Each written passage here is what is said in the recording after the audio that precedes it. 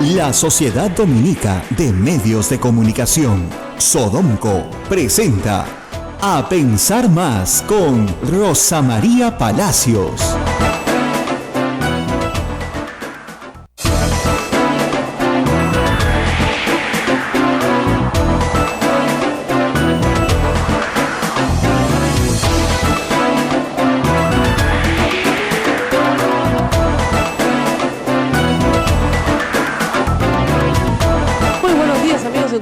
Esto es A Pensar Más, arrancando como siempre un minuto antes de las 8. No, ya son las 8 en realidad. Según el reloj con el que miremos, ¿no? Porque sí, de ahí yo creo que está un minuto atrasado. Sí, me acaban de dar una ecuación. Buenos días, Rosa María, amigos, ¿cómo están? Una muy buena fórmula. Lo que dice ahí más uno. Ya, entonces son las 8. Son las 8. Bueno, muy bien, hemos tenido una noche larga. Hay otra persona detenida y 8 casas allanadas en el asunto de los sobornos de Odebrecht. El asunto, por supuesto, recién empieza, como ustedes saben, y vamos a tener estas noticias un poco a cuentagotas, dado que las ramificaciones de las coimas de Odebrecht no son pequeñas, son ramificaciones muy extensas y grandes. Lo que hay que decir además es que los investigados ya no solamente son el señor Jorge Cuba, sino también su pareja, la ex voleibolista Jessica Tejada, una mujer joven y muy guapa, que es pareja del señor Cuba, que ha huido con él. Lamentablemente a esta señorita también se le hace copartícipe porque lamentablemente, como suelen pasar en estos casos, la hacen accionista de la offshore. Esa es una cosa que siempre a mí me da mucha pena, ¿no? Que a personas que a veces casualmente están en una relación las terminan metiendo en un lío de la patada, firmando un papel que a veces tal vez no sepan ni lo que significa. Pero en todo caso está comprometida su firma, digamos, como propietaria y accionista de una empresa que recibe, ¿no es cierto?, un dinero de coimas, la hace copartícipe y probablemente esté en la misma huida que su pareja, el señor Jorge Cuba. Han detenido a una persona también que laboró en el segundo gobierno aprista, el señor Miguel Ángel Navarro. Él es asesor en realidad del señor Cuba. Él no laboró en un puesto de cargo de confianza, sino más bien en un puesto de línea, ¿no?, dentro del Ministerio de Transportes y Comunicaciones, también en la época de Enrique Cornejo. Por lo que por el momento, los personajes que han sido capturados, las casas que han sido allanadas, están directamente vinculadas con el Ministerio de Transportes y Comunicaciones y con el ministro Enrique Cornejo, quien desde el lunes no contesta el teléfono.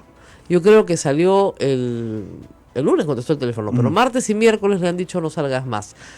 Puede ser una estrategia, dado que en realidad, salió en Cuarto Poder, salió en Radio Programas del Perú, y lo que deben haber dicho sus asesores es: si tú eres el único que sale todos los días, tú vas a ser el único que parezca el culpable. Otros apristas han comenzado a salir también: Jorge del Castillo, Mauricio Mulder. Nosotros vamos a estar con Javier Velázquez Quesquén en este programa, si es que nos contesta el teléfono, cosa que normalmente no ocurre. Pero lo último que hemos leído del señor Cornejo es que García regrese al país y diga su verdad, no la verdad. No considera que García pueda ser capaz, supongo, de decir la verdad, ¿no?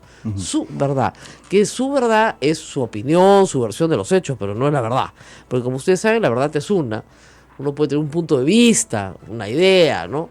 Pero, o sea, no hay nada más verdadero que una coima depositada en una cuenta, ¿no es cierto? Claro. Eso es verdadero, no es su verdad, ¿no? Esa es la verdad.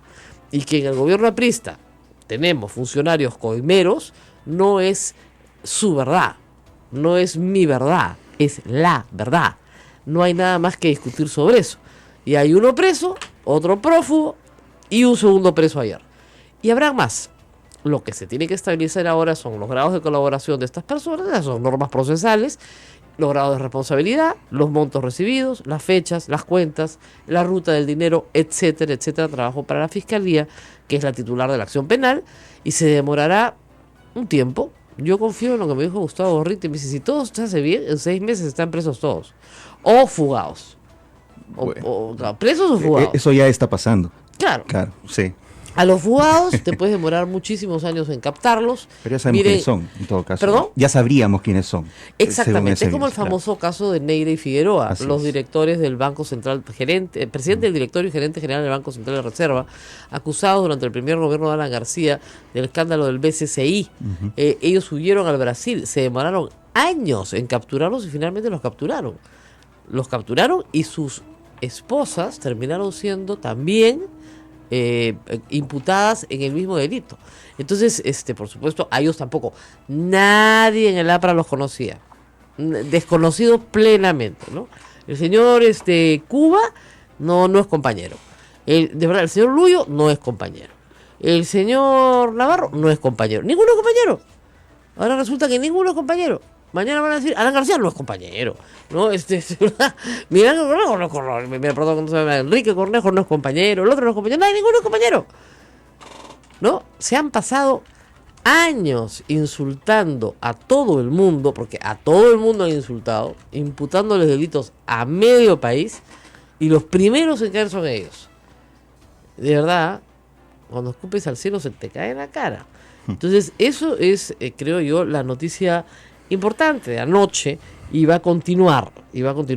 El otro tema es que también, y se ha dicho desde hace varios días, el señor Albrecht, presidente de la Comisión de Investigación del Congreso de Lavallato, es una persona comprometida en un contrato con Odebrecht en el Callao, y que por lo tanto su presencia en esa comisión generaría un conflicto de interés.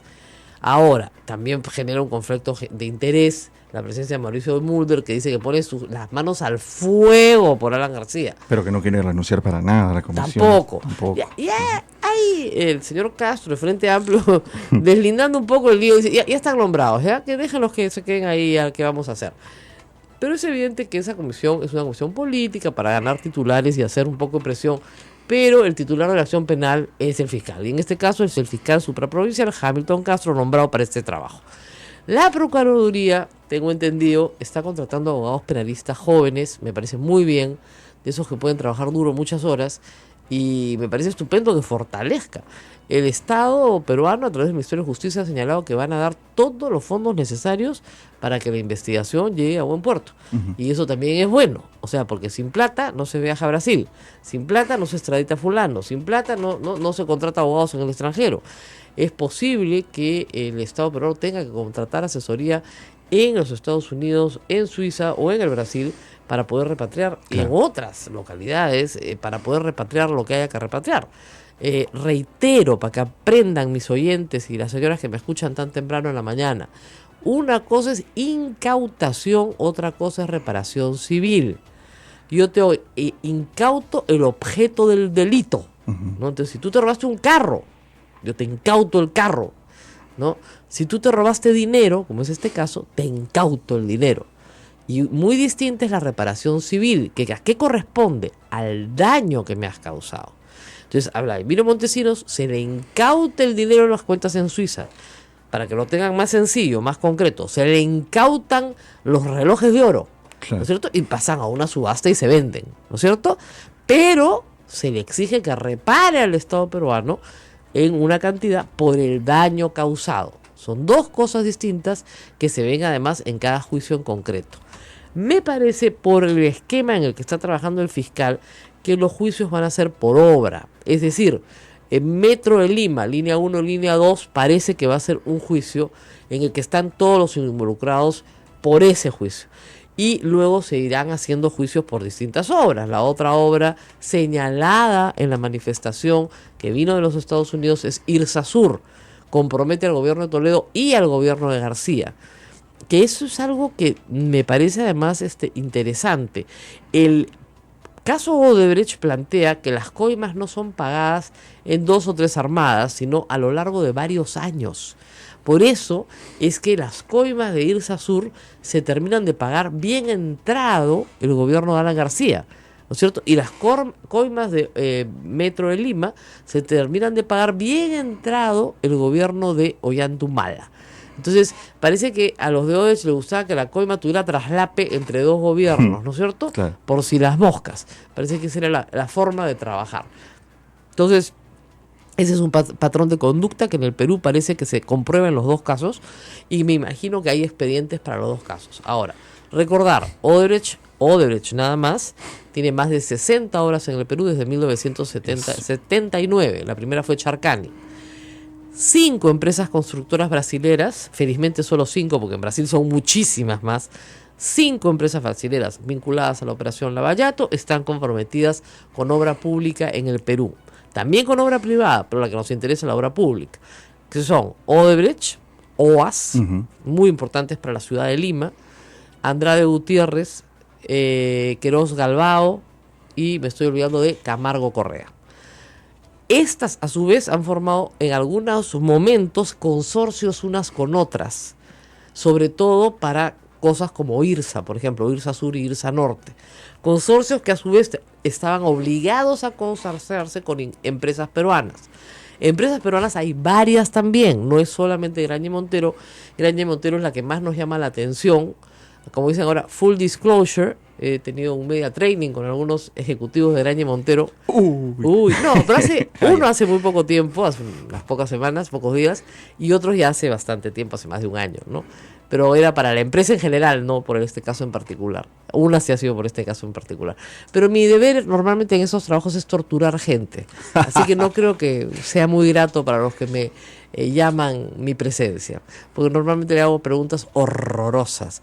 Que después veo que mis colegas no las hacen. Oye, es una cosa sorprendente, pero en fin. Entonces, el tema aquí es qué hacer con, digamos, estas contratistas locales, también incorporarlas al proceso. Pero de todas maneras. Y que éstas, a su vez, respondan a lo que tengan que decir los titulares de Odebrecht que están haciendo las incriminaciones. Por ejemplo, si Jorge Barata dice, yo iba a medias en el directorio con Graña Montero y le daba tanto % de lo que sacábamos de la renta de y le decía de esto te deduzco tanto porque eso va para los sobornos, ya, Graña Montero tiene que decir no, eso es falso y decir que me lo prueben. Entonces el otro puede presentar una contabilidad en la que pruebe eso, con lo cual están fritos. ¿Se dan cuenta? Claro. Pero así funciona, no es solamente el dicho de una persona, sino es el dicho con documentación, correos electrónicos, citas en lugares públicos o privados, muchas cosas que generan un contexto, ¿no es cierto? Y que esa prueba indiciaria se convierte en prueba plena, ¿no? Es como me decía a mí un penalista hace años, claro, tú no encuentras al asesino al lado del muerto, con la pistola en la mano, ¿no es cierto? Mirándote y diciéndote, yo no fui. No. Así no es la cosa. Tú probablemente encuentres la sangre del asesino y por ADN obtienes que estuvo en el lugar, sus huellas digitales, sus pisadas del zapato, que era la misma talla del muerto. Luego obtienes 10 personas que lo vieron entrando al cuarto y 10 personas que lo vieron saliendo del cuarto. Luego obtienes una cámara de seguridad que lo pone dentro del cuarto. Y dentro del cuarto, en el mismo tiempo, no hubo nadie más que él. La pistola le pertenece, es de su propiedad. La dejó en el sitio y tiene sus huellas digitales. Ya. ¿Hay un video de él matando al hombre? No, pues, pero con todo lo demás, claro, tú ya dices, bueno, pues ya, todo suma, ¿no es cierto? Entonces, eso es lo que hace la fiscalía. Construye el caso. Entonces, por ejemplo, el señor Luyo dice, sí, lo que ha hecho el señor Barata es verdad. Entonces, cerrado. Sí. Confeso, pues, ya. Lo que dice el señor Barata es verdad. Yo recibí tanto en tal fecha, en tal día, tal, tal. ¿Algo más que nos pueda ofrecer? Por supuesto, señor. Le voy a contar quién más recibió. Entonces, si el señor Barata dice lo que dice el señor Luyo es verdad, entonces ya tienes un testimonio corroborado. Son 2. ¿Pueden haberse coludido para fastidiar a alguien? Sí, es posible, los delincuentes se coluden para fastidiar a un tercero, sí. Pero resulta que la plata está en una cuenta. A mí, señor, me abrieron esa cuenta. Esta la van a escuchar bastante, Yo no sé de dónde salió esa plata, señor, nunca en mi vida la he visto. Yo no la he tocado. En ese banco yo no he estado, no conozco ese lugar y nunca salió del Perú. Lo cual puede ser cierto, y lo cual es lo que ha dicho Luyo. Luyo ha dicho claramente, yo no he ido a Andorra, esa plata no la he movido. El que fue capturado ayer fue capturado en La Victoria, estaba mirando televisión, no tenía una postura tan cómoda como para de pronto decir pues que tenía mucho dinero, ¿no? Claro. No me vas a decir pues que la rica Vicky es el barrio, la gente elegante de Lima, ¿no? Exacto. Donde se esconden aquellos que reciben millones de dólares de coimeros brasileros. Porque si es así, nos estamos perdiendo de algo, ¿no? Entonces, sí, efectivamente, hay cosas muy raras. Eslabones pececitos, ¿no? Eslabones chiquititos que nos van a llevar a un encadenamiento mucho mayor y mucho más grande, por supuesto. Entonces, sí, ahí, ya saben, acá me están escuchando con atención por primera vez, aunque se están distrayendo por otro lado. Yo estoy sorprendida, porque normalmente a esta hora nadie me mira con mucha atención. Pero así es la cosa, pues, ¿te das cuenta? Es un pedacito, un pedacito, un pedacito. Dos cosas me preocupan, Rosa María, y quiero expresarte esto. Solo dos, qué suerte. No, pues que mira todo lo que engloba. La primera de ellas, estamos avanzando, o la justicia está avanzando al paso que debería. ¿Por qué te digo esto? Ayer tuve la oportunidad de ver uno de los microprogramas de la PUC, que tenías con Patricia de Río, cuando recién se destapaba el tema Lavajato, ¿ok? Y se describía perfectamente todo lo que ya está sucediendo, ¿no? Cual bola de cristal o algo así. Somos brujas, pues, siempre fuimos, nadie nos ha creído, ¿no? Excelente programa que ha sido de pronto rebotado en muchos medios ayer, para explicar lo que es el caso Lavajato, por si acaso. Eso es filmado hace año y medio. Dicho sea de paso, según eso, se está avanzando ya a los pasos adecuados, porque hace unos días, poquitos nada más, se hablaba de paso de tortuga. Yo estaba furiosa, acuérdate acá. Como decíamos, el viernes pasado, decía, ¿qué es esto? Del 22 de diciembre al casi 20 de enero, más del 20 de enero, no había, aquí no pasa nada, ya nació el niño Jesús, vino el Año Nuevo, vinieron los Reyes, y aquí no pasa nada. Yo creo que empezó muy mal. Este famoso acuerdo de colaboración con Odebrecht, secreto, porque finalmente es secreto, a nadie le gusta. Aparentemente hay un fin superior, que es lograr la identificación de las personas, de los delincuentes que han recibido, ok. Tenemos que confiar que el fiscal está haciendo bien el trabajo. Sí me gusta que todos los días tengamos noticias sobre el tema y que la noticia vaya llevando a un encadenamiento positivo. Sí me gusta. Claro. ¿Y la segunda preocupación? Después de Odebrecht, ¿qué? El país se está frenando. Hay obras que van a quedar inconclusas. Después de Odebrecht, miren, después de el purgante, ¿no es cierto? Uno ya puede comenzar a comer bien. ¿O no? Pero hay que eliminar todo aquello que te hace daño. Pues purga. Ajá. Esto es una profilaxis. Porque nadie va a querer venir a invertir sobre lo que ya está hecho, ¿no? Mentira. Al contrario. O sea, fíjate, si tú vienes a un país que ha sido capaz de meter, no sé, pues, a 4 presidentes presos por rateros, es un gran país, discúlpame. No porque haya tenido 4 presidentes presos rateros, sino porque ha sido capaz de meterlos presos. Es una cosa muy diferente. Da confianza. A mí me daría mucha confianza. O sea, yo les voy a decir una cosa horrible, A ver. ¿Por qué Odebrecht no fue a Chile? Ninguna empresa brasilera constructora ha ido a Chile. Porque ahí no te puedes coimar ni a un policía, porque te meten preso en el acto. ¿Por qué Odebrecht estaba en Argentina? Repartiendo lisura, o sea, ningún problema. ¿Por qué vino al Perú? ¿Por qué estaba en México? ¿Por qué estaba en República Dominicana o en Panamá? Porque tenemos fama de ser países corruptos, pues. Esa es la verdad. Entonces, ¿cómo nos quitamos esa porquería de fama que tenemos encima? Ya teníamos fama de países corruptos. No es que se van a frenar las inversiones. Todos sabíamos que éramos países corruptos porque vienen acá a hacer negocios corruptos. ¿Por qué no van a Chile? ¿No? Digo yo, ¿por qué han ido a Ecuador? ¿Por qué? ¿Por qué han ido a Venezuela? ¿Por qué han ido hasta Cuba? Han ido, por Dios. ¿Ya? O sea, ¿por qué? Porque tenían fama de corruptos y nosotros también. Entonces, el día que nos quitemos la etiqueta de corruptos de encima, vendrán inversiones grandes, de empresas serias, inmensas. Hasta ahora las empresas más grandes del mundo que han venido al Perú han venido porque tienen los recursos naturales que necesitan. Claro. No porque seamos un país serio, con instituciones serias, con gente honorable y con un Estado honorable. O sea que a mí no me preocupa nada que se vayan todos presos. Al contrario, me daría mucha tranquilidad saber que trabajo en un país que es capaz de meter a las más altas autoridades a prisión porque han sido unos coimeros. Y a ver si aprendemos algo de una vez por todas. Porque todo el mundo pensó que el proceso contra Fujimori era un proceso profiláctico, ¿no es cierto? Bueno, no, pues hay cánceres que no se extirpan por completo y regresan, crecen, se multiplican y hacen metástasis de nuevo. Estamos en una segunda metástasis en tan solo 18 años o 20 años. En un sorprendente déjà vu histórico, ¿no? Claro, en 20 años segunda metástasis que hace este país. Y el problema es que a esta velocidad vamos a comenzar a hacer metástasis cada vez más rápido. Si es que no resolvemos los problemas de fondo que hay que resolver.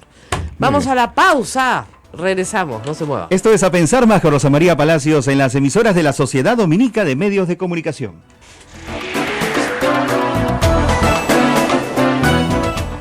Sodomco, Sociedad Dominica de Medios de Comunicación.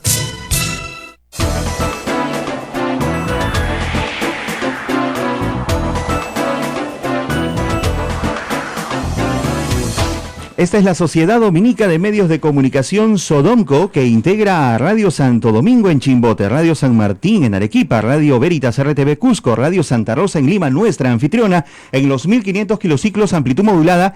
Ya estamos al aire en AM sin ningún problema, nuestros técnicos muy eficientes, por cierto, ya han hecho su labor, y estamos en la amplitud modulada en la FM y también en Internet. También el saludo para nuestros hermanos de Radio Cepagua, Ucayali, Radio Quillabamba, La Convención y Radio Madre de Dios en Puerto Maldonado, siempre atentos en todo el Perú a lo que aquí se dice en A Pensar Más con Rosa María Palacios. Así es. Y bueno, hay una serie de cuestiones que parece que hay gente que no escucha este programa o no lo conoce o está perdido en el espacio y dice, ¿por qué no hablan del tema Odebrecht? Lo ponen así, ¿ah? De verdad. Pero sí, si verdad. son pautas completas que se han hablado. Claro, días hablando del tema. ¿Por qué no dicen que Kuczynski era ministro de Toledo? Pucha, ya se las he contado 7 veces, pues, porque ya no se las quiero volver a contar, ¿no? ¿Por qué no hablan? Están un poquito perdidos. Ahora, sobre el tema de los periodistas y Odebrecht y otras empresas brasileras, yo creo que hay un post de José Alejandro Godoy ayer que es muy útil. Lo leí yo recién mañana tempranito, ayer me he dedicado a otras cosas que ya les contaré, y la verdad que me parece imperdible, porque hay sí, efectivamente, un conjunto de periodistas que estudiaron periodismo, pero que no son periodistas profesionales en el sentido que se dediquen a informar al público, sino que se han ido al lado de las agencias de comunicación, que es una actividad lícita, ¿no es cierto? Imagen institucional. No, sí, y se han dedicado a hacer imagen institucional de Odebrecht. Y está muy bien, ese es su trabajo, han trabajado en eso, seguirán trabajando en eso y seguirán haciendo imagen institucional para otras empresas, probablemente. Mal no lo hicieron, ¿no es cierto? Porque finalmente Odebrecht logró tener la cantidad de contratos que logró tener en el Perú a punta de coimas y de imagen institucional. Esa es una categoría. Hay otra categoría de periodistas que sí, no voy a dar los nombres, pero son periodistas que se les paga por dar una opinión favorable de determinada empresa. Eso es un crimen. ¿Ya? Esas personas tienen que salir y decir quiénes son. ¿Ya? O sea, si tú has recibido un pago por dar una opinión favorable, la primera vez que yo recibí una llamada así, no entendí qué me estaban diciendo. Yo recién estaba en el periodista, te llamo para pedirte una opinión favorable. ¿Perdón? ¿Cómo es una opinión favorable? Una opinión favorable era la frase. Sin eufemismos, así de frente. Nada, de frente. No entiendo. No, es que fíjate, fulano de tal, en pleno proceso de fujimorismo, ¿eh? Una opinión favorable. Yo no entiendo qué es eso. Hasta que finalmente entendí lo que me estaban pidiendo, parada. ¿Ya? Ahora, por supuesto, jamás ni siquiera se atrevían a mencionar una cifra, pues te podrás imaginar, ¿no? Pero sí había eso, ¿no? Entonces, yo sí creo que es importante que las personas las que han trabajado en imagen institucional, que deben ser muchísimos profesionales, ¿no? De todas las áreas de comunicación, desde el audiovisual, desde, en fin, comunicación para el desarrollo, etcétera, tengan que decir lo que tengan que decir. Pero los otros, digamos, los que no trabajaban ahí, sino que eran columnistas de opinión, editores de un medio, directores de un medio, los que te leen la noticia, ¿no? Los que te leen la noticia no deberían decirte, yo también trabajo, tengo otra chamba, ¿no? Entonces, esas personas sí tienen un conflicto de interés, eso es lo que sea, un típico conflicto de interés. Yo no te puedo informar a ti y al mismo tiempo hacer la imagen publicitaria a Odebrecht. A mí, Odebrecht me invitó a almorzar 2 veces en la época de los partidos del Mundial de Fútbol, donde ya los acusaban en Brasil de haber hecho mal los estadios, ¿ya? Entonces era muy gracioso porque todo el almuerzo, aparte de decirle, oigan, ustedes tienen fama de coimeros, los han acusado, todo era negación, ¿ah? Todo negación. Te daban de comer un montón de comida, todo negando, siempre, negación. ¿Ya? Y yo algunos casos conocía, como por ejemplo el de la represa que se rajó en Ecuador, ¿no? Sí. Donde Correa los corre de Ecuador y después, misteriosamente, todo se arregla cuando llega Lula a Ecuador. por supuesto, hay un estudio ahorita de coimas de Odebrecht en Ecuador también. Está en la lista de los países coimeados, ¿no? ¿Y qué pasó con la represa? ¿Y qué pasó con la...? O sea, ya más bien al tema técnico, más que al tema de la coima, ¿no? Entonces, yo las 2 veces que almorcé con ellos no llegamos a ningún, digamos, si ustedes quieren, ellos no me convencieron a mí de nada y yo no los persuadí a ellos de que dijeran la verdad. Entonces no llegamos a ningún arreglo, ¿no? La verdad vino desde fuera, por supuesto, desde el caso Lavallato. Y con Graña y Montero, como dije hace un momento, sí he tenido una relación, pero de otro tipo, no es una relación consultiva, es una relación más bien de entrenamiento a sus directivos. Para una empresa de comunicación que hace este tipo de cosas, buscan a veces a un periodista pesado, antipático, chinche. Entonces le dicen, te vamos a poner a varios y tú les dices su vida. ¿Y me pagan por eso? Sí, te vamos a pagar por insultarlos. Ay, bestial, que pasen de uno en uno. Gracias a ese trabajo que aprendí a hacer, pude entrenar a Pedro Pablo Kuczynski para el debate presidencial. Eso, por supuesto, es gracias a Alan García, que siempre hay que agradecerle. Nadie sabe para quién trabaja. Esa es mi única relación, por si acaso, con el caso. Y la otra es IPIS, que yo ni siquiera la había considerado hasta que ayer comencé a leer en redes sociales toda clase de insultos, ¿no? ¿Qué pasa? A ver, el Instituto Prensa y Sociedad es una asociación civil sin fines de lucro, para empezar. No es un negocio, no es una empresa, ¿no? Es muy antigua, para lo que se considera una asociación en el Perú muy antigua. Yo no la fundé, es una institución fundada, si no, mal no me parece, en los 80s o en los 90s, muy, muy antigua. Y yo me invitaron a incorporarme en el año 2001 o 2002, si mal no recuerdo. Muy bien, a una asamblea de asociados, que somos, qué sé yo, 20, 30, no tengo ni idea. Me imagino que algunos han fallecido, otros siguen vivos, en fin, se han reincorporado, no tengo mucha idea de la situación de todos. Entre el año 2002 y, ¿qué te digo?, el 2004 he participado activamente en sus acciones. Me parece que el 2010 dejé por completo cualquier función directiva en IPIS, cualquier función ejecutiva, por un malestar personal que algún día explicaré, ¿ok? Nunca más he tenido relación con ninguna actividad de IPIS, ninguna. Ni con los premios, ni con nada, ¿no? Y si me piden mi voto, siempre voto por Augusto Álvarez y ya está, para que sea el presidente. Eso es todo. ¿Qué pasó? De lo que se me ha explicado a mí. En determinado momento se quiso crear este Premio Nacional de Periodismo, que no existía, y buscaron auspiciadores. Y Odebrecht se mostró muy voluntarioso para que ser el auspiciador de este Premio Nacional de Periodismo, imagínense ustedes, ¿no? Bueno, el asunto es que obviamente el convenio con Odebrecht se cortó el 2015 cuando se supo lo de Lavallato. Ok. Esa es toda la historia, no hay más que decir. A mí, ni me miren, porque no pertenezco al consejo directivo, no soy su secretaria ejecutiva, y entiendo que Ricardo Uceda, que es el secretario ejecutivo, ya dio una explicación, me dices, en gestión, ¿no? Así es, correcto. Entonces, Pues precisamente eso, ¿no? Que fue entre el año 2014 y 2015, periodo en que esta constructora entregó como auspicio esta cantidad. Como auspicio, ¿no? que era el auspicio para pagar los premios para el concurso. ¿Ya?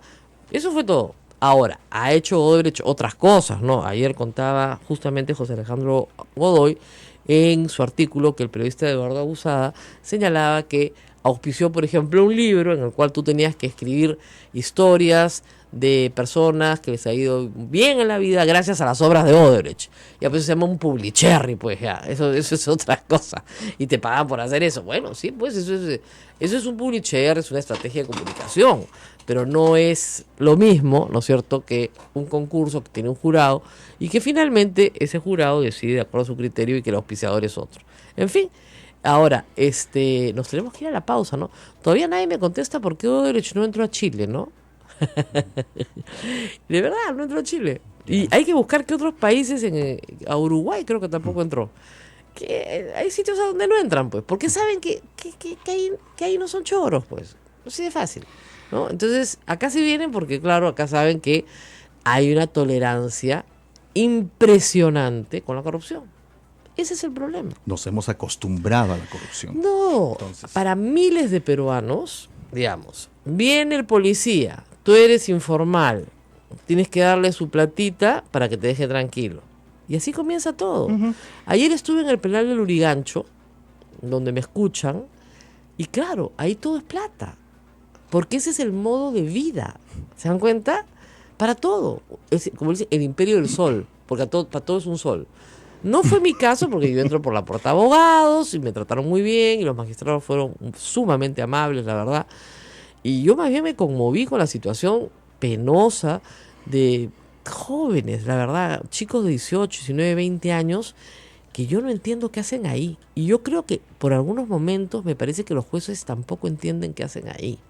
O sea, miren, estamos hablando de jóvenes que son primarios, la gran mayoría, que están por robo, la gran mayoría, pero por robos que, claro, dentro de nuestro sistema penal, la policía los agrava. Eso es lo que yo digo, con el ánimo de obtener un triunfo y de mostrar resultados y de ascender, ¿no? Entonces, el robo que es de día lo hacen de noche, el robo que es a pie lo hacen en carro, el robo que es con cuchillo lo hacen con pistola o con puñete o con pata.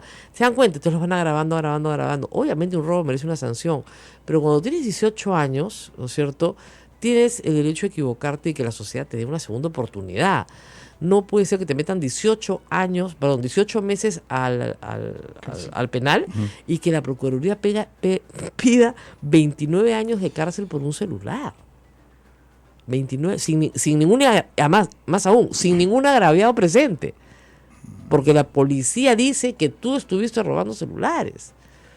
Entonces es terrible. Y por supuesto, esos muchachos van a salir al final absueltos, pero primero se comen sus 2 años de cana en la etapa formativa entre los 18 y los 19 años. Claro. ¿Ya? Y todos son pobres, todos tienen hogares con madres solteras que los han criado solos, todos son chicos con problemas familiares, ¿ya? Ese es el tipo común de la juventud en la cárcel hoy. Si tú sacas, miren, una vez me dijo Luis Pérez Guadalupe una cosa bien interesante. El 10% de la gente que entra a los penales del Perú sale antes de un año, lo cual quiere decir que nunca debió entrar. Claro. Nunca debió entrar. Y tenemos un hacinamiento brutal que le cuesta carísimo, pero carísimo al Estado peruano. ¿Ya? Entonces, el 10% no debió entrar. ¿Y ya estamos en comunicación? No. Es un oyente. Es un oyente, Bien, tenemos un oyente. opinar? Quiero que Bien. vamos a hablar con los oyentes. Nuestros porque números son el 959-685-227 y el 940-338-457. me dicen que se ha ido la señal de Radio Santa Rosa otra vez. ¿En AM? En AM. Vamos a verificar Wilfer eso. Carlos nos dice, se fue, pero esperemos que la regresemos. Bueno, vamos a escuchar a nuestro oyente. ¿Aló? Hola, Rosita. Juan Carlos. ¿Cómo está? Bien, gracias. Bueno, quería hacer un breve comentario sobre la alusión, la fijación que tiene el líder aprista Alan García en referencia a los roedores. Bueno, sin ánimo de ofender a los roedores, ¿no? Son animalitos muy organizados, viven en una sociedad en la cual cada uno tiene definidas sus tareas. Y una característica de las ratas es que en una situación de peligro, todas protegen al líder. Qué curiosa coincidencia. Muchas gracias. Ah, mire usted, no tenía ni idea. Eso es, todos los días aprendemos algo en este programa, pensar más. Así es. Entre las ratitas, todas defienden al líder. Mira tú, ¿ah? Yo pensé que pasaba eso entre las abejas, pero entre la abeja reina, ¿no? Claro. Pero no, parece que también de los ratones. Bueno, les estaba contando ayer del penal. ¿Tú sabes que el padre Hugo Lancier decía que el Perú tenía un sistema penitenciario por el cual para limpiar a un hombre, porque había que limpiarlo, lo metías a una cloaca? Ese es el sistema judicial, ¿no? Y es terrible, de verdad, terrible ver a gente tan joven, tantos meses en la cárcel, que los va a marcar de por vida, porque eso es un trauma de por vida. Ahora, Ya, por vida. la situación de hacinamiento que hay en nuestras cárceles y, digamos, un sistema penitenciario inadecuado hacen de que terminen siendo criminales profesionales. No, y si están en etapa de formación, la gran peor. mayoría no. Tú sabes que el 70% de los que ingresan al penal son primarios, Ujú. entran por primera vez y nunca más regresan. Eso es bueno. Ya, eso está muy bien. Pero Pero hay el tema ahí grave es que no deberían estar ahí. No, o sea, no es parte de tu sistema formativo, sí, ya leí, no es parte de tu sistema formativo entrar a un penal, ¿te das cuenta? Porque resulta que tus padres no están ahí para ti, o tu mamá se rompe el lomo trabajando y tu papá no está, y tú necesitas que cacheloarte haciendo algo, entonces la policía te decide que tú eres el preso, que tú eres un delincuente. El caso del muchacho que yo fui a ver, el caso de un chico que hacía mototaxi a los 18 años. Se le trepan 2 choros a la mototaxi. La policía los estaba siguiendo. Los choros se bajan y tiran la mototaxi y al chico se lo llevan preso. Y han pedido 29 años para él. No te estoy bromeando, esto es un caso real. Estuve viendo, porque muy amables los jueces me dejaron estar presente como corresponde, pues en la sesión, ¿no? Yo estaba un poco perdida, pero me ubiqué rápidamente. Y de repente apareció un muchacho que no tenía DNI, porque nunca lo había sacado. Era indigente completamente, analfabeto, pescador en Chorrillos, consumidor de pasta básica. Además se lo dijo, sí doctora, yo consumo 2 veces por semana. Estaba en el penal hacía 2 años, ¿eh?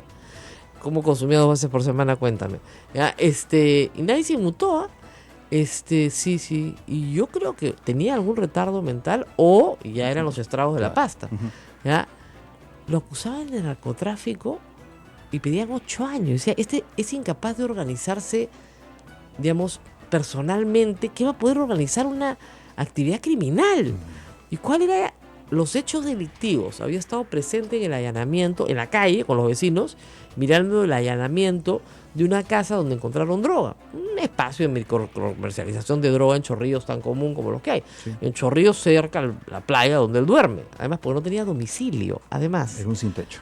Y esa casa ni siquiera era su casa. Él estaba parado afuera. Dijeron, tú, para adentro, se lo llevaron. Está desde 2015 en la cárcel.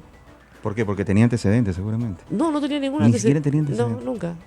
No tiene abogado, de oficio nomás, y recién está empezando el proceso. Y le dijeron, si se cogía la confesión sincera, se declaraba culpable, este muchacho probablemente se hubiera ido 6 meses de la cárcel.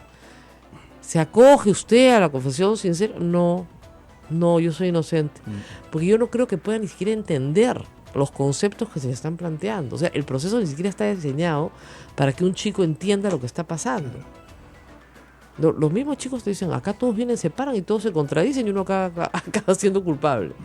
Entonces, yo creo que hay una presión social tan brutal sobre la policía, que la policía agarra a la gente, la mete como sea, la fiscalía la acusa como sea, y ya que vean los jueces qué hacen, pues, ¿no?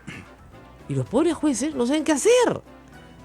Porque si no meten preso a todo el mundo, también tienen una presión social encima. Y eso suma la carga procesal. Claro, más como me explicaron en un momento alguno que cuando hay agraviados, el agraviado te exige sangre, pues, ¿no? Pero muchas veces, y te digo, la mayoría de los casos por robos menores, no hay agraviados. Ni siquiera hay agraviados. Nunca se presentan. Entonces, ¿qué haces ahí? Terrible. Lo que nos cuesta a los penales en el Perú es un disparate. Pero en fin. Pausa y volvemos. Pausa. Esto es A Pensar Más con Rosa María Palacios en las emisoras de la Sociedad Dominica de Medios de Comunicación. Sodomco, Sociedad Dominica de Medios de Comunicación. 8 de la mañana, 42 minutos más 1, 8:43, estamos al aire, continuamos. Esto es A Pensar Más con Rosa María Palacios en las emisoras de la Sociedad Dominica de Medios de Comunicación. Bueno, tenemos problemas con la AM, ya lo sabemos, escúchenos por favor por internet. Ya saben, ustedes pueden bajar una aplicación en su celular, Radios del Perú, es un app. Ahí estamos, los primeritos Santa Rosa. Y en todas las emisoras dominicas. Y en todas las emisoras dominicas en todo el Perú. Y además nos pueden escuchar a través de cualquier página web de cualquiera de las emisoras dominicas en el Perú. Lamentablemente en estos días nos está pasando esto. No es culpa de nuestro productor, por favor no lo llamen a insultarlo. Y solo es en Lima. Y solo es en Lima, lo llaman. Usted ha sacado del aire el programa. No es verdad, pobre. ¿Ok? Nosotros estamos tratando de arreglar el problema es en planta, no es acá. Nosotros estamos en el centro y la planta está en un lugar escondido. ¿Ya se arregló? Se está arreglando. Se está arreglando poco a poco. Ok, muy bien. Ahora tenemos a otro oyente porque Javier Velázquez, que es que no nos va a contestar el teléfono ni de casualidad, ¿no? Es que ahora todos salen a decir, sí, por supuesto, mañana estamos ahí. Pero cada vez que me ven a mí, es como si vieran al diablo. Esto es un convento, deberían tener un poco de paciencia, ¿no? Y contestar un par de preguntitas, ¿no? Bueno, vamos a ver, vamos con nuestro oyente. Aló, muy buenos días. Sí, señora Rosa María, buenos días. Sí. ¿Cómo está? Les hablamos de Chimbote. Sí, señor, lo escuchamos. ¿Cómo está? No, quería, Rosa María, no te he escuchado pronunciar. Ayer hubo una reunión de los obispos, han salido en la televisión, todo con este tema de la ideología de Sí, género. claro, Ya hemos se cubierto pronunciaron. extensamente el tema acá. Ya no sé, pero no, su opinión. Mi opinión, porque bueno, mi opinión. Siempre ha tenido una opinión de que los obispos no se pronuncian, es un sector nomás. No, Entonces, si los quería obispos saber. siempre se pronuncian sobre diferentes temas. Pero ahora lo han hecho oficialmente y están pidiendo diálogo. Una última consulta antes que me corte. Esto de acá, en otros países ya se ha implantado y ha comenzado tan igual que está comenzando acá, con igualdad de Mire, género. señor, a ver, le voy a contestar bien rapidito, ¿ya? Las opiniones de los obispos y en general de todas las autoridades de la iglesia sobre cualquier materia abierta a debate son eso, opiniones, ¿ok? No son dogmas de fe. No estamos discutiendo la virginidad de la Virgen María, ¿ok? Estamos discutiendo una opinión. Y lo que ha pedido la iglesia es un debate sobre temas opinables, ¿ok? En mi opinión, porque este es un debate de temas opinables, hombres y mujeres tenemos los mismos derechos y debemos tener las mismas oportunidades. No es que me lo estoy inventando para fastidiarlo, ni a usted ni a los obispos. Eso es lo que dice la Constitución Política del Perú, a la cual los obispos también han hecho referencia. Igualdad de derechos y oportunidades quiere decir igual trabajo, igual remuneración. Quiere decir igual educación secundaria, igual acceso a la universidad, gratuita, universidad universal, pública, etcétera. ¿Ok? Eso es lo que quiere decir. Alguien en iglesias protestantes está queriendo jalar agua para su molino. Los obispos no lo han visto así. Creen que hay una amenaza real a la familia. Yo espero que pronto entiendan que tener 2 horas de religión católica en el currículum nacional a la semana es más que suficiente para poder explicar, ¿no es cierto?, valores sobre familia y otros, creo yo.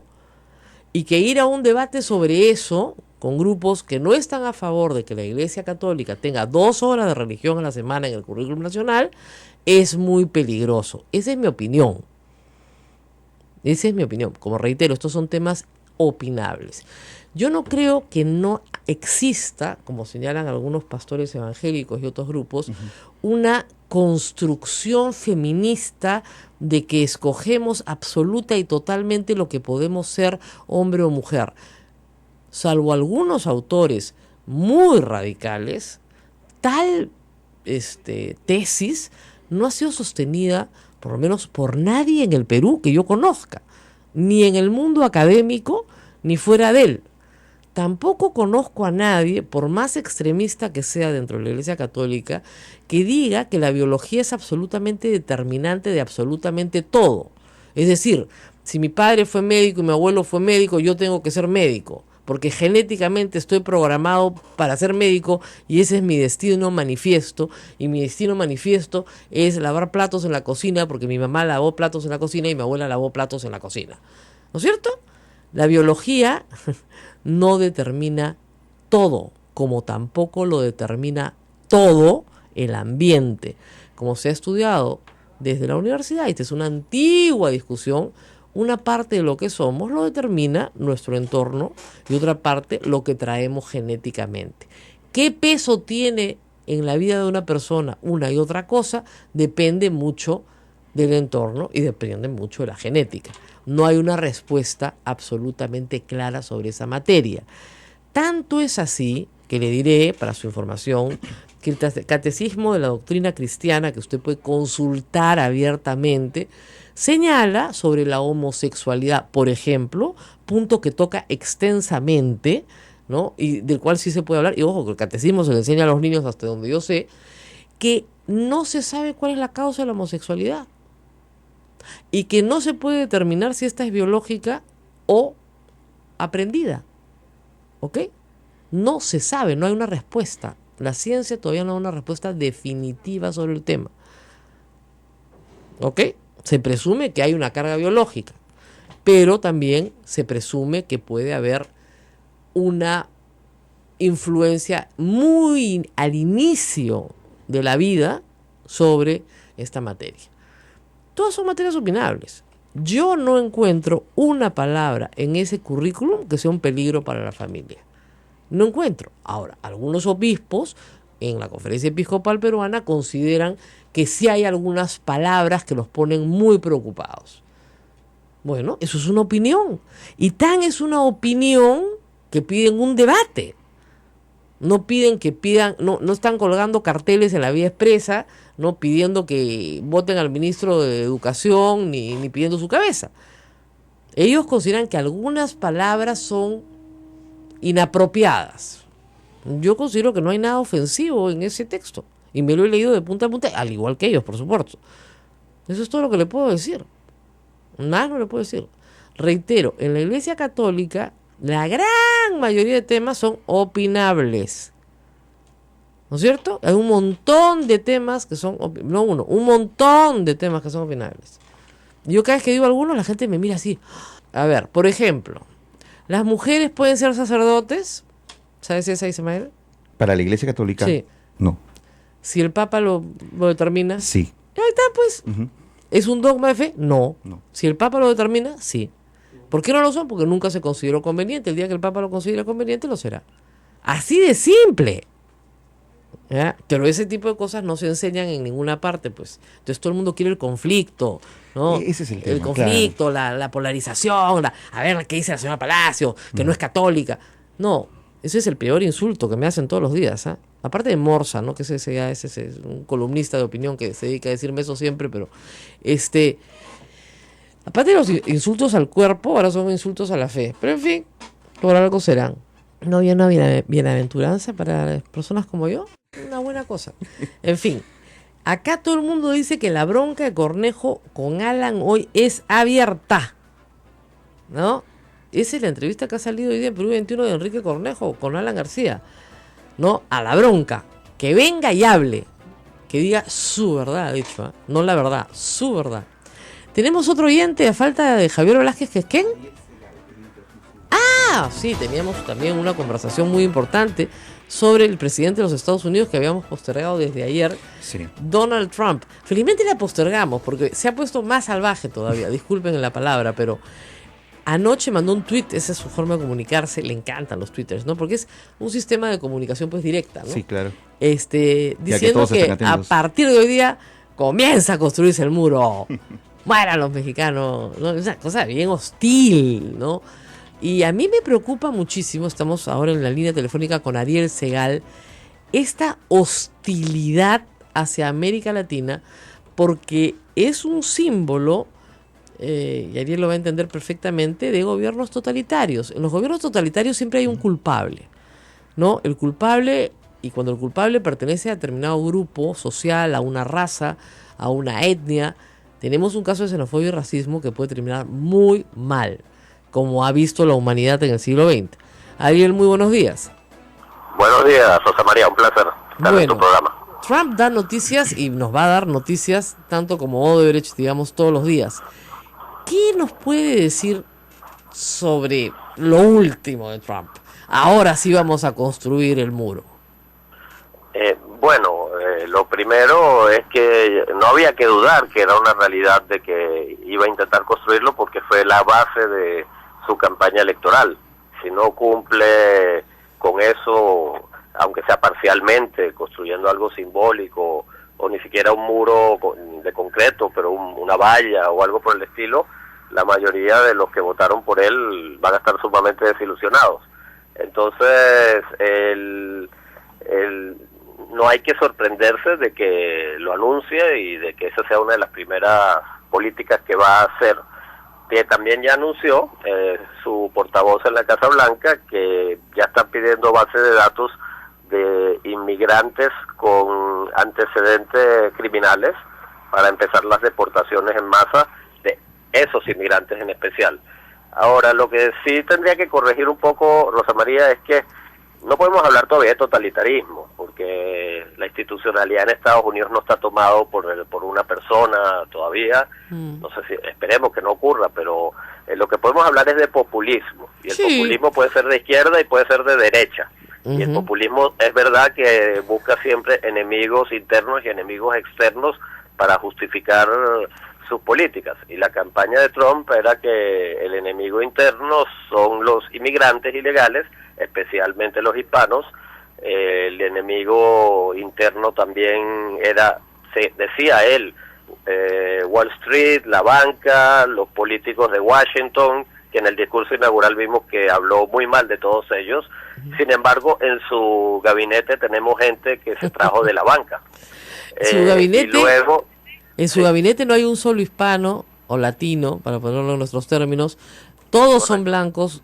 Creo que hay dos mujeres. Con excepción de uno, el que fue precandidato del Partido Republicano, Ben Carson, el médico. Él va a ser ministro de Vivienda. Sí, que es médico además, es una cosa muy curiosa. Pero en todo caso, digamos, las minorías no están representadas y no le interesa que estén representadas. Es una especie de... El hombre blanco americano ha regresado para triunfar y para sacar de aquí a todos los que le han dado demasiada importancia a las minorías en los Estados Unidos. ¿Tú crees que eso pueda ser sustentable en el tiempo? No, en el tiempo no. Gente como Trump no va a tener en el futuro opción de ser presidente de los Estados Unidos, porque los blancos protestantes, allá los llaman WASP, que es White Anglo-Saxon Protestant person, que es los descendientes de los anglosajones, de los Así que es. vinieron de Inglaterra. Blanco, anglosajón y protestante, o sea, ni siquiera católico. Exacto. Entonces, ese grupo en este momento representa aproximadamente 18-20% de la población americana. Claro. Y ya los hispanos, la población negra o afroamericana, inmigrantes de otras partes del mundo están convirtiéndose en la mayoría. Él apeló a ese tipo de personas, asustándolos de que estaban perdiendo el poder, que el poder se los estaba arrebatando en las dos últimas elecciones un presidente negro, un presidente demasiado liberal, que el poder ahora se los podía arrebatar una mujer, porque cuando ellos se refieren también a eso están hablando de hombres, no mujeres, ¿no? Así es. Y entonces lograron que esta gente saliera a votar en masa porque se sienten como que les están quitando el poder que han tenido desde que se fundó Estados Unidos. Pero no es sustentable en el tiempo porque en 5 o 10 años va a ser mucho más la proporción a favor de las minorías y en detrimento de esta población blanca que votó en masa por Trump. Y creo que después de 4 años de Trump, muchos de ellos van a salir a votar masivamente, porque Hillary pierde al final porque no se va a votar en masa ni la población hispana ni la población afroamericana. Eso es lo que le da la victoria a Trump. Hay que recordar que Hillary gana por 3 millones de votos aproximadamente en la votación popular, pero el sistema americano no es por voto popular, es indirecto, es por estado. Y bueno, no lo veo sustentable en el tiempo, pero él puede hacer mucho daño en los próximos 4 años por populista, y para mí no es un tema de ideología, para mí es un trastorno de personalidad. ¿No crees que yo cuando nosotros estábamos en RPP, Rosa María, sí, yo claro, muchas veces dije que el problema de Chávez no era ideológico, sino que era trastorno de personalidad, y claro, creo que el tiempo me dio la razón. Y en el caso de Trump yo también hago el mismo análisis. Eso es un caso para ser analizado más por psiquiatras que por analistas políticos. Lamentablemente esta gente tiene el poder de hacer un gran daño. Ese es el problema. O sea, podría ser hasta gracioso, pero lamentablemente este tipo de personalidades trastornadas tienen la culpa de las grandes desgracias del siglo XX. Sobre todo porque tienen miles de seguidores, igual que Chávez tiene y mantiene el poder Maduro gracias a ese séquito de seguidores. Trump también los tiene. Ese es el problema. Perdió el voto popular, ganó el voto de los colegios electorales, pero ganó las elecciones en los Estados Unidos, y eso sí, pero es sorprendente. No, pero eso fue por mucha abstención. Incluso su respuesta cuando hubo la manifestación multitudinaria de mujeres el fin de semana, sí, que se calcula que fueron entre 1,5 millones y 2 millones de personas que salieron. Sí. La respuesta de él fue, bueno, si están tan descontentos conmigo, ¿por qué no fueron a votar? O sea, él está consciente de que él gana por porque mucha gente no quiso salir a votar, como allá el voto no es obligatorio, y mucha gente es durante el día de semana, martes, no es un domingo, etcétera. Hay gente que prefiere no tomar partido y no ir a votar, le molesta, le fastidia. Pero de todas maneras sí, él tiene una alta capacidad de hacer mucho daño a la misma sociedad americana y al mundo, y lo más importante, Rosa María, al mundo más que a la sociedad americana, porque el presidente de Estados Unidos, la función de él está sobreestimada. Dentro de Estados Unidos él tiene muchos instituciones que le pueden controlar, el Congreso, la Corte Suprema de Justicia y los mismos estados, que son muy autónomos, los gobernadores, los congresos de los estados, etcétera. Pero el presidente de Estados Unidos puede tomar muchas decisiones por decreto sobre temas internacionales. Así es. Es ahí donde la Constitución americana, digamos, finalmente se escribió hace 200 años, le da plenas facultades, más de 200 años, plenas facultades al presidente de los Estados Unidos. Dentro tiene todo un sistema de pesos y contrapesos, pero en política exterior la competencia es de él. Entonces, si él decide salirse... No absoluta, pero tiene mucho más capacidad. Así es. Si decide denunciar tratados, denuncia tratados y se acabó. Y puede denunciar el Tratado de Libre Comercio, el nuestro, el de México. Puede mandar a bombardear lugares, puede mandar a invadir, etcétera. Y tiene un margen enorme de maniobra que es mucho más amplio que el margen de maniobra que tiene para políticas domésticas. Así es, y si necesita culpables, pues es bien fácil conseguir culpables apelando a ISIS, ¿no es cierto?, en el campo internacional, y justificando lo que sea, y luego en el mundo interno lo mismo, ¿no? O sea, los inmigrantes ilegales, que son los que culpables. Y el tema de los hispanos, y el tema de México, es el enemigo...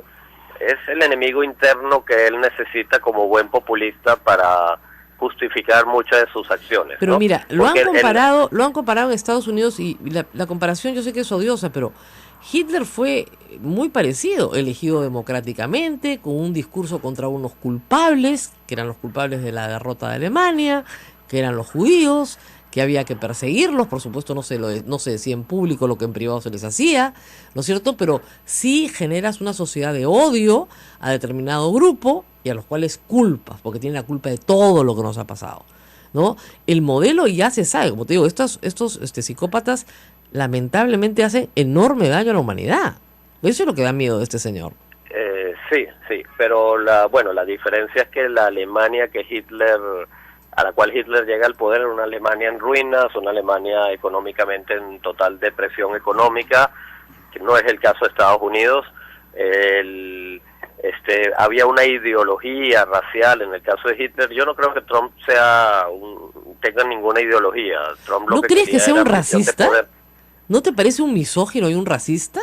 No, sí me parece, pero yo no creo que eso es una ideología per se, o sea, no tiene... Él odia a las mujeres, él puede tener resentimientos o odios raciales, pero per se no es una ideología estructurada. De hecho, hay que recordar que él es un outsider dentro del Partido Republicano. Él registra en las primarias, gana, y él no es querido por la mayoría de los republicanos del Congreso y el Senado, y no está de acuerdo en muchas políticas. Por ejemplo, los republicanos son muy a favor del libre comercio. Obviamente, son los que crearon el libre comercio. Exacto. Esto es absurdo. Entonces, por eso digo que no es un factor ideológico, es un factor de personalidad, de un problema de personalidad, narcisismo, megalomanía y tal, que son cosas mucho más peligrosas que tener una ideología. A veces sí. Así es. Bueno, Ariel, muchísimas gracias por esta conversación. Hacía tiempo que no las teníamos, así que vamos a estar muy gustosos de volverte a llamar en cualquier momento. Bueno, muchas gracias. Ha sido Ariel Segal, conmigo ha conversado muchísimo, como decía en RPP, y tiene estas percepciones muy claras, ¿no es cierto?, de lo que pasa en el mundo y que nos sirve mucho para entender fenómenos que a veces no nos son tan ajenos. O sea, Trump va a tener una influencia muy grande en América Latina en los próximos 4 años y no digamos que va a ser una influencia positiva, ¿no? Que es lo que nos preocupa a todos. ¿Qué dice ahí? No entiendo nada. Se nos acabó el tiempo. Recomiendo comprar un plumón con más tinta para la chuleta, por favor, para el día de mañana, porque eso yo no lo leo, ¿no? La letra está de buen tamaño, pero la tinta no se ve. Nos vemos. Nos hemos volado una pausa, me pide nuestro productor general que ofrezca las disculpas del caso a las emisoras del interior del país. Eso es normal. Y a nuestros amigos de Lima, hoy se está solucionando el problema de la amplitud modulada, así que mañana estaremos ya al aire en AM en Lima. Lo que sí ha sido en todo el Perú. Hemos estado en completa transmisión. A todos los padres, directores de todos los medios de Sodomco, perdónenme, porque no sabía lo que hacía. Ya, nos vamos a despedirnos, regresamos mañana con mucho más. Chao, chao.